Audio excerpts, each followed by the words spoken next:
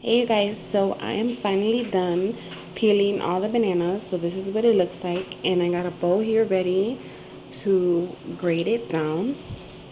I'm going to be using a grater like this, but I'm going to be using this side where it's the tiniest, because this one's too big and that's way too big. So I'm going to be using this side where it's really, really, really tiny, and I'm going to grate it in the bowl. And I'm going to grate all the bananas. So I will be showing you a little piece of me grating the bananas, and I'll be back.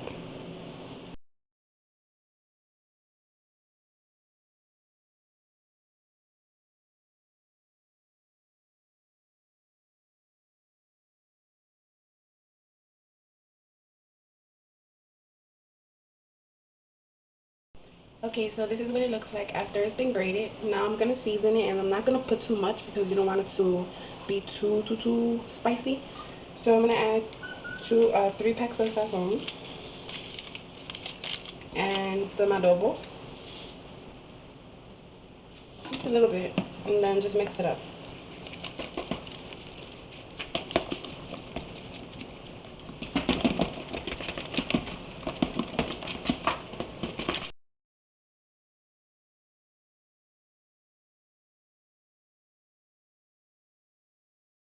Right, so it looks like this,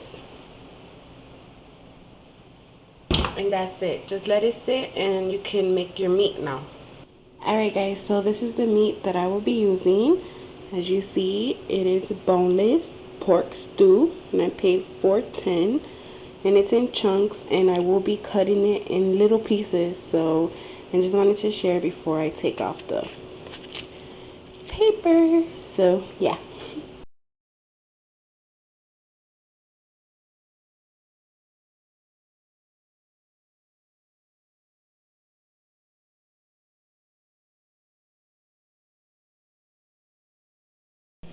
Okay guys, so here is the pork. I cut all of it up into little cube sizes. This was 6 pounds of pork, and I got a whole bowl full of it, cut up in little pieces. So now, after I chopped it, I'm going to clean it in cold water. I'm going to rinse it out.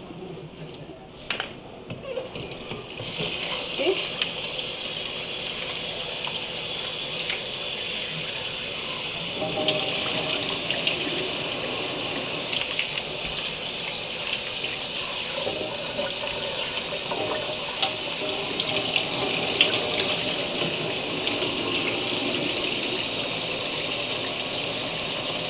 I am now going to add the meat into a pot like this, and I'm going to add my pork in here,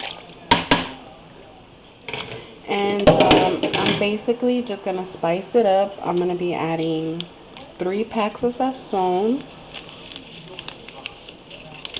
Okay, I'm going to be using black pepper,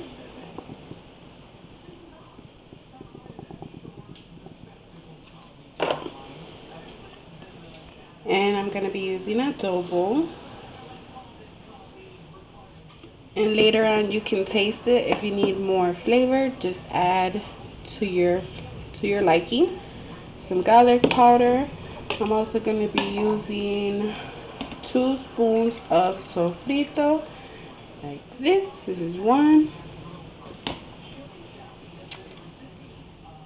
and 2. Therefore, I don't need to use onions, garlic, or none of that because it's all inside of the sofrito already.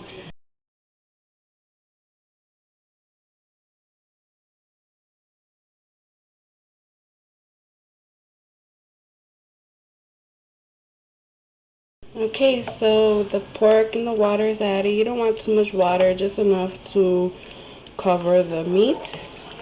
Just gonna stir it up, and I'm gonna let this cook. I'm also gonna be adding a potato in here, cut up in little pieces, and a can of salsa, tomato sauce, a whole can. You know, the little cans. A whole can of that, and this is optional, but I will be using jalapenos. Just a little bit, not too much. We like ours a little spicy, so you don't need to add that if you don't want it to be hot. So I just added just a little bit. Okay. So I'm gonna let this cook. Alright, so here's the potato. You see, I cut them up in little pieces. And I'm gonna add that to the meat as well so it can cook all together. Alright, so here goes the meat, and I added my potatoes. As you can see, they're in here with the pork. Just wanted to share that with you real quick. And yeah, so I'm just gonna let this cook, let the pork get nice and tender. And you can taste the juice. If you want more flavor, put more spices. If you like the way it is, keep it the way it is. So yeah.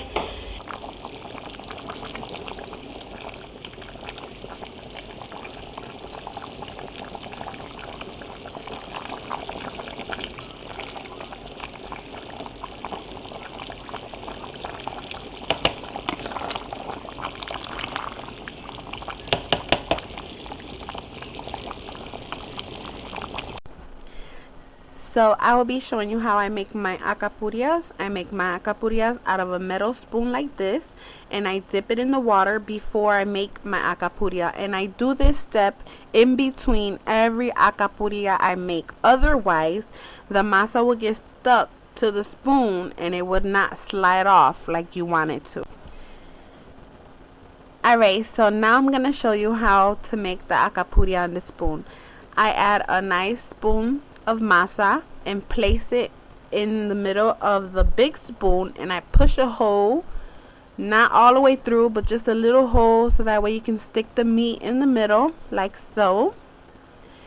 I'm gonna place the meat and the potatoes, and if you like olives, I hope that you added all that in there, the stuff that you like. This is how I make mine, so I'm showing you how I make mine. So after I put the meat in the middle, I'm just going to go by the edges and lift the masa around to cover the top part where the meat is at. And as you see, I don't have no more masa, so I grab a little spoon of masa, place it on the top, and start patching it up. You want to make sure that this is covered in masa. No holes, no nothing, because once you put it in the fryer, and if there's a hole, it will start to fall apart, and you don't want that to happen. So you want to make sure the masa is all the way around the whole alcapurria and the meat is covered. And all you do now, after you have perfected and made it look pretty, you just put it into the oil and deep fry it until it's golden brown, and enjoy your delicious alcapurria.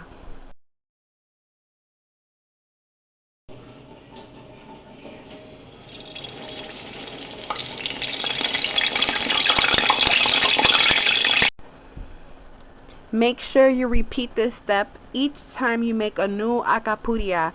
Dip it in water, take off all the excess masa from the last alcapurria that you just made before you make the next one. If not, the masa will get stuck to the spoon and you will have a very, very hard time. So let's go ahead and do another one for you real quick.